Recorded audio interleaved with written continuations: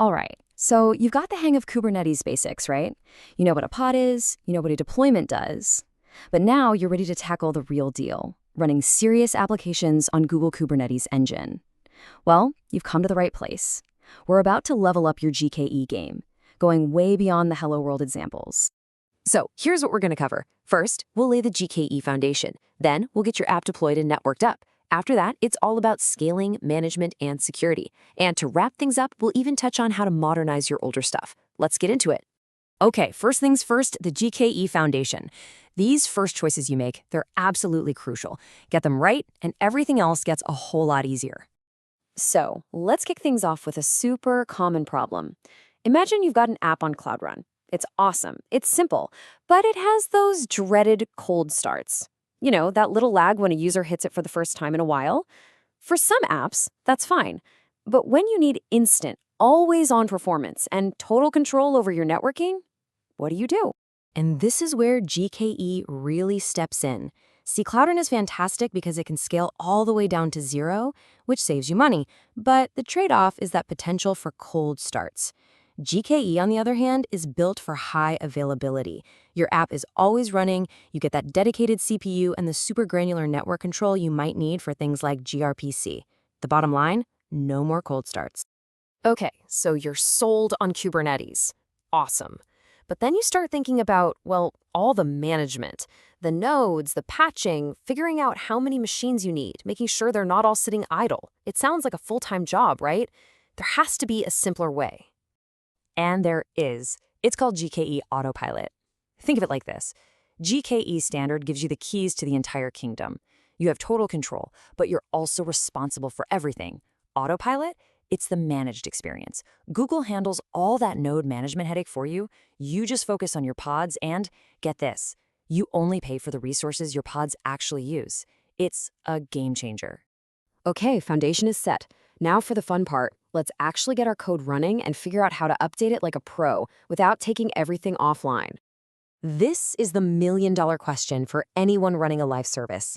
You've got a new feature, a critical bug fix. How do you push that update to production with zero downtime? You can't just turn it off and on again, right? Thankfully, Kubernetes has a fantastic built-in answer for this, the rolling update. And kicking one off is surprisingly simple. A single command, kubectl_set_image, is all it takes. You literally just tell your deployment, hey, use this new image now, and Kubernetes handles the magic.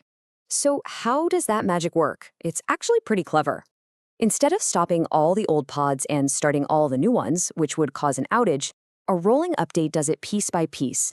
It brings up a new pod, waits for it to be ready, then takes down an old one. It repeats this, like a careful dance, until all the pods are updated. The whole time, your application stays online. Okay, rolling updates are perfect for your standard, stateless web apps. But what about the tricky stuff?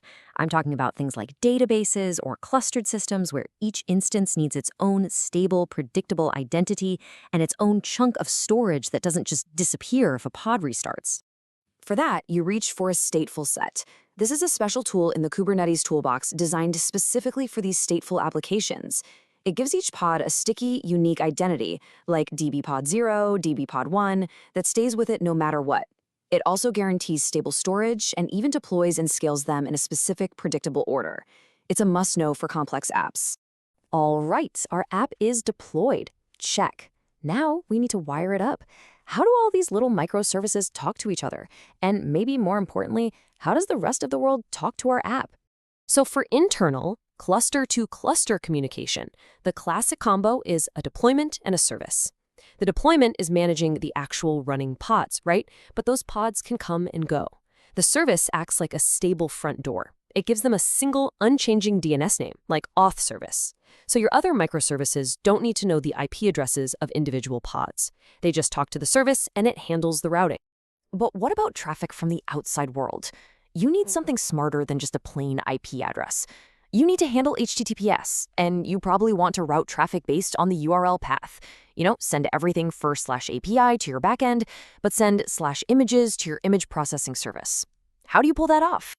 This is exactly what an ingress is for. The best way to think about it is as the intelligent traffic cop for your entire cluster. It sits at the main entrance, looks at the incoming requests, and directs them to the right internal service based on rules you define. It can handle all the heavy lifting like load balancing and even terminating SSL. Okay, we're deployed, we're networked. Now let's make our application bulletproof. We need it to handle huge spikes in traffic and bounce back from any failures without anyone even noticing.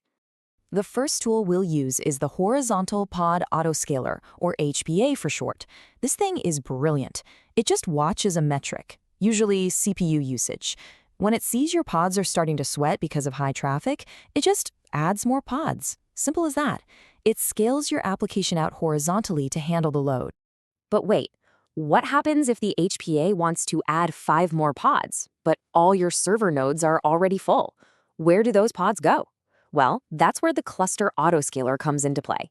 It sees those pods waiting for a home and automatically provisions a brand new node in your cluster for them to run on. And this is the beautiful part. They work in tandem. The HPA scales your application, and the cluster autoscaler scales your infrastructure to support it. It's a perfect partnership that makes your whole setup truly elastic. And hey, remember GKE Autopilot? This is exactly the kind of stuff it handles for you automatically. You don't even have to think about the cluster autoscaler. Okay, let's talk about a scenario that gives every engineer nightmares. You push a new deployment. It passed all the tests. Everything looks good, and then production just goes down. A tiny misconfiguration that nobody caught is now causing a major outage. We've all been there. So how do we prevent this? We need to give Kubernetes better signals about our application's health. That's where liveness and readiness probes come in. A readiness probe is like your app telling Kubernetes, hold on, I'm still booting up, don't send me any traffic just yet. A liveness probe is your app saying, uh-oh, I'm completely stuck in a bad state, please just restart me. Using both makes your deployments way more robust. Let's switch gears a bit and talk about management and security. This is all about automation, setting up guardrails, and knowing what to do when things go wrong. Okay, your phone buzzes, it's the alert. Pods are in a crash loop. Where do you even start looking to figure out what's happening? The answer is always check the logs. And with GKE, the absolute best way to do this is to enable cloud operations. This wires up all your logging and monitoring for you. No more trying to SSH into a node to find a log file. Everything from every container is streamed to a central place in the Google Cloud Console. It makes debugging so much faster. Of course, the best way to fix problems is to prevent them, and that means automation. A solid, modern CI/CD pipeline is key. It usually looks something like this. A developer pushes code to GitHub. That automatically triggers Cloud Build, which runs all the tests and builds a container. That new image gets stored securely in Artifact Registry, and only then does it get deployed to GKE. That pipeline is a fantastic process, but how do you actually enforce it? What stops someone from building an image on their own machine and just deploying it straight to production, bypassing all your checks and balances? The answer is a service called binary authorization. Think of it as a strict security guard at the gate of your GKE cluster. You set up a policy that says, I will only allow images to run if they have a cryptographic signature proving they came from our trusted cloud build pipeline. Any other image from anywhere else, it gets blocked. It's a huge step for supply chain security. Okay, for our last topic, let's tackle something a lot of folks are facing. You've got this great new Kubernetes platform, but you also have older applications running on virtual machines. How do you bridge that gap? And let's make it extra tricky. You've got this legacy app. It's chugging along on a VM, but you don't have the source code. Maybe the team that built it is long gone. You can't just recompile it in a Docker file. So are you just stuck with the VM forever? Not necessarily. Google has this incredible tool called Migrate to Containers. It does something that feels a bit like magic. You point it at a running VM, and it analyzes the workload, figures out all the dependencies, and then it packages the whole thing up into a container image for you. You can then take that image and run it in GKE. It's an amazing first step for modernizing those untouchable apps. So let's wrap up with the key takeaways. If you want a hands-off infrastructure experience, go with Autopilot. For safe, zero-downtime deployments, master rolling updates and probes.